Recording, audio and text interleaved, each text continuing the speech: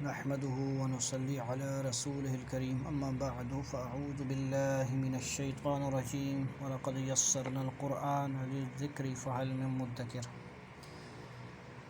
خلاصۃ القرآن کے حوالے سے نیت ہے مختصر سا خلاصہ رمضان مبارک 1443 آنے کو ہے۔ شعبان 24 تاریخ چل رہی ہے، تو انشاءاللہ امید ہے کہ تھوڑا ہم رمضان سے پہلے شروعات کرتے ہیں۔ اللہ تعالی ہمیں قرآن سمجھنے پڑھنے کی توفیق نصیب فرمائے۔ مولانا اسلم شیخ پوری رحمۃ اللہ علیہ کا خلاصہ اس کو منتخب کیا ہے۔ بسم اللہ الرحمن الرحیم۔ سورۃ الفاتحہ ہے سب سے پہلی سورت، پہلا پارہ ہے۔ سورہ فاتحہ مکمل اور سورہ بقرہ کے کچھ حصہ پر مشتمل ہے۔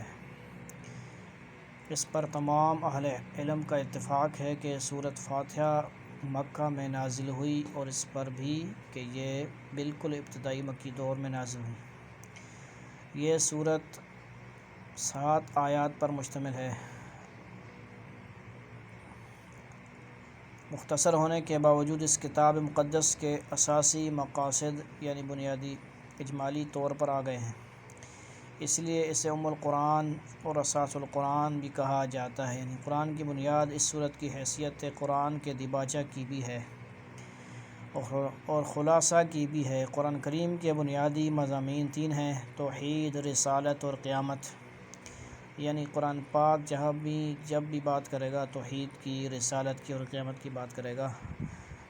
ہر جگہ آپ کو ان تینوں چیزوں کا تذکرہ زیادہ ملے گا۔ اس سورت کی ابتدائی 2 آیتوں اور چوتھی آیت میں توحید کا مضمون ہے، تیسری آیت میں قیامت کا ذکر ہے، 5ویں اور 6ٹھی آیت میں نبوت اور رسالت کی طرف اشارہ ہے۔ یوں ہی اس سورہ میں اللہ تعالیٰ کے اسماء و صفات مذکور ہیں، اسی کی عبادت اور اسی سے استعانت یعنی مدد مانگنے اور استقامت و ہدایت کی دعا کا حکم ہے۔ ایک طرف انبیاء اور صلحاء کا تذکرہ ہے، تو دوسری طرف ان قوموں کی روش سے بچنے کی تلقین ہے جو اپنی علمی اور عملی کجروی کوتاہی کی وجہ سے اللہ کے غضب اور عذاب کی مستحق ہو گئیں۔ یہ دعویٰ بلا خوف تردید کیا جا سکتا ہے کہ سورہ فاتحہ ایک بے مثال دعا، معارف کا بیش بہا خزانہ اور قرآنی علوم کا ایسا شفاف آئینہ ہے جس میں 113 صورتوں کی جھلک ہم مختصر وقت میں دیکھ سکتے ہیں۔ شاید یہ جھلک بار بار دکھانے کے لیے ہی ہر نماز کی ہر رکعت میں سورہ فاتحہ پڑھنے کا حکم دیا گیا ہے۔ اللہ رب العزت ہمیں سورہ فاتحہ بار بار پڑھنے سمجھنے کی، اس کا جو خلاصہ ہے، اس کا جو مقصد ہے، اس کو ہمیں پورا کرنے کی توفیق عطا فرمائے۔ دوسری انشاءاللہ ویڈیو میں سورہ بقرہ کے بارے میں بیان کیا جائے گا، اور اللہ تعالی ہمیں جو حفظ کرنے والے ہیں ان کو اساتذہ فرماتے ہیں کہ ایسا حفظ کرو جیسے سورہ فاتحہ یاد ہوتی ہے۔